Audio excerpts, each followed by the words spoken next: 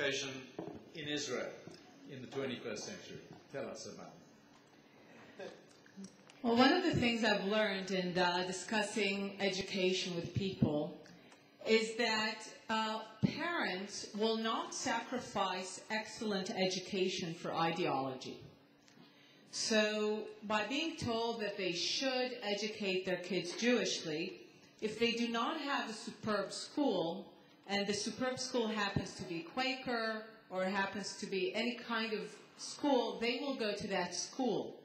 In Israel, we can have parents who talk about the importance of the general mamlachti school system, but if they feel that the system is broken, they will take their own children to private schools.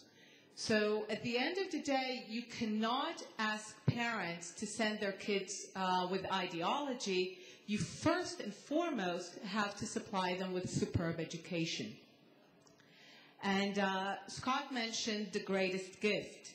I think today that the greatest gift Israel can give to the Jewish people and the Jewish people can give to Israel is to have a superb Israeli education system. First of all, I think we should just talk in simple numbers. Typically, when you go to talks or discussions of Jewish education, we think about it in two terms. Either Jewish education in North America, abroad, or the 1 hour a week that you learn Jewish issues in the general system in Israel. But in truth, Israel is responsible for educating more Jews for more time, for a greater length of time, than any other system in the world.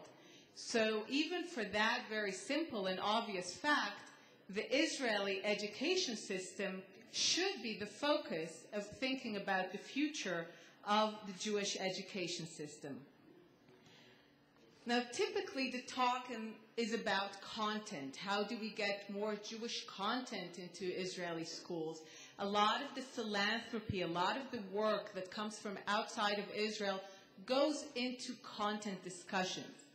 But the problem is, of course, that the Israeli school system today is broken. So no content of whatever sort is being taught. So it's not about ignorance of Jewish issues per se. It's a much broader problem. And if the system is broken, it doesn't matter if you introduce more Jewish content, if you talk more about Shakespeare, because at the core, you have a malfunctioning system, and whatever you try to inject into it is worthless. So the greatest challenge is actually to get, and the greatest Jewish challenge for the Jewish people is to get the Israeli education system back to work. And it's not about injecting different content. It's about, first of all, at the very basic, making it work. The reason that so many of my colleagues here can talk about content and ideas is that they have all taught and teach in systems that work at the very basic level. The class starts at time and ends on time. The kids come to the class. They do their homework. They listen to the teacher. When you have these basics, then you can talk about ideas. Then you can talk about content. Today, we do not have these basics. And what you have is a discussion among many policymakers of education with a capital E. Everybody loves to talk about education with a capital E. The values, the ideas. That's what's exciting about it. But 95 or 99% of education happens before you even begin to talk about ideas. The values manifest themselves not about if you talk about a specific chapter in the Torah or if you talk about a specific chapter in Israel's history. The values manifest themselves in the way you listen to your colleagues in the classroom, and whether the garbage can is empty or full, whether the teacher can actually talk to the students, whether the students are listening, and whether they have done their homework. This is where values, this is where education with a small e happens. And before we can talk about everything else, we need to make sure that we have a functioning system. And by the way, the key argument that I'm making is that it is possible One of the reasons that many people escape to the grander values and ideas is that they fear to deal with the smaller elements.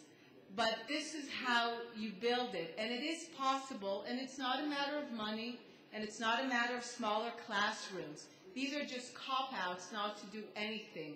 It's all a matter of policy, of clear rules, of sustaining these rules, of backing the teachers as they seek to implement these rules, and actually freeing the teachers in Israel today, freeing them to actually do their work as teachers.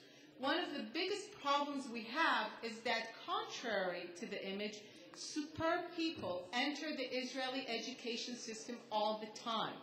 But rather than teach, they are being asked to survive. And that's not what they want to do. If you give them the opportunity to teach, you will find that many people want to teach and will stay to teach.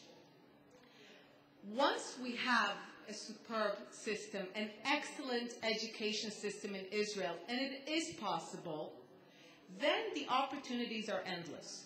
Then you can inject content.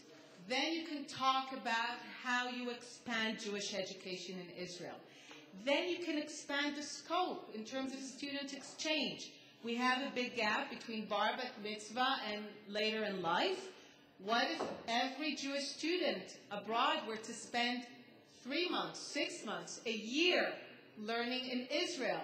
American, French parents would be proud to send their kids to a year in a superb Israeli high school. And that would be actually one of the best ways to have that kind of Jewish education and inject it with the general Israeli experience. You can also have teacher exchange when you have a superb system. Israeli teachers going to teach abroad, Jewish teachers coming to teach in Israel. Even if they teach physics in English, that would be possible in a superb system. So I think when we talk about Jewish education in the 21st century, the key challenge is to fix Israeli education now.